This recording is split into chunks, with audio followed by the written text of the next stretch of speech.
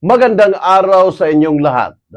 Sa komentaryong ito, tatalakayin natin ang pinakabagong balita mula sa Kamara tungkol sa pag-anunsyo ng mga kongresistang kabilang sa Bicameral Conference Committee o BICAM na sasala at magtatapos sa pinal na bersyon ng 2026 Proposed National Budget. Mahalaga ang usaping ito dahil ang budget ang nagdidikta kung saan ilalaan ang pondo ng bayan.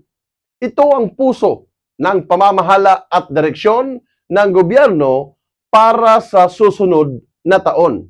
Una, bakit napakahalaga ng BICAM sa budget process? Ang BICAM ang huling yugto bago maipasa ang pambansang pondo. Dito pinag-iisa ang bersyon ng Senado at Kamara. Inaayos ang mga alokasyon at pinagdidesisyonan kung anong mga programa ang dapat bigyan ng pondo o bawasan. Sa madaling sabi, dito nagaganap ang pinaka-sensitibong pagbabago sa budget. Tradisyonal na ginagawa itong behind closed doors at ito ang dahilan kung bakit mataas ang panawagan para sa transparency at mas bukas sa proseso. Ang tanong ngayon, magiging balanse ba ang kanilang pagpapasya o mananaig ba ang political alignment sa administrasyon? Isa sa mainit na isyu ngayon ay ang panawagan ng publiko na i-live stream ang BICAM discussion. Mahalaga ito dahil nagbibigay ito ng real-time access sa publiko. Lumalaban ito sa hidden insertions o dagdag pahatak sa budget. Nagpapataas ang tiwala sa proseso. Ayon kay Appropriations Chair Swan Singh, walang problema sa Kamara kung i-live stream ang BICAM. Ito ay positibong pahayag. Ngunit, ang malaking tanong, payag ba ang Senado at totoo ba itong mangyayari? O ito lamang ba ay pampakalma sa panawagan ng transparency?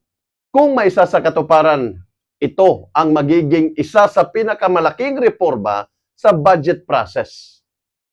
Nakatakdang gawin ang BICAM mula Disyembre 12 hanggang 14 taong 2025. Huling bahagi na ito ng taon, kaya kritikal ang oras.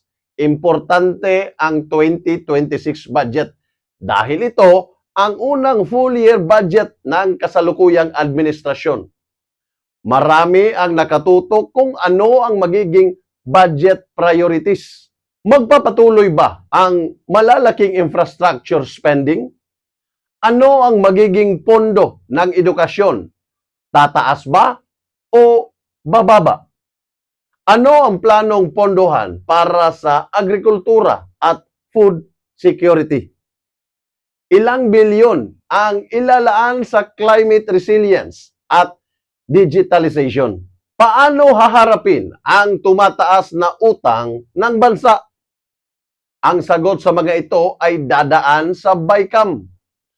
Bukod sa technical na usapin, malaki rin ang political angle. Ang presensya ng minority leader ay nagbibigay na mukha ng checks and balances.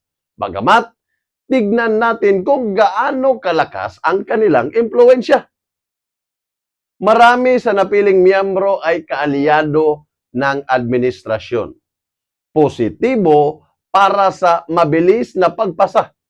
Ngunit, nangangailangan ng mas mahigpit na pagbabantay sa transparency. Ano ba ang epekto nito sa ordinaryong mamamayan? Kung ano ang lalabas na pinal na budget, direktang tatama sa inyong lokal na proyekto at infrastruktura. Pondo para sa ospital, eskwelahan at social services. Programang pangkabuhayan, disaster response at climate programs, seguridad sa pagkain, pampublikong transportasyon at iba pa. Isang maling pag-insert ng budget item ay maaaring mag-alis ng pondo para sa health o edukasyon. Kaya napakahalaga ng oversight at pagsusuri. Makikita natin na ang pag-anunsyo ng BICAM contingent ay simula pa lamang ng isang napakahalagang proseso. Ang tunay na pagsusulit ay kung paano nila pangangalagaan ang pondo ng bayan sa mismong negosasyon. Ang dapat nating bantayan, magiging transparent ba ang proseso? Mananaig ba ang interes ng bayan o ang interes ng politika? Makakuha ba tayo ng budget na patas, makatao, at tumutugon sa tunay na pangangailangan ng bansa? Ang pangbansang budget ay hindi pera ng mga mambabatas. Pera ito ng sambayanang Pilipino.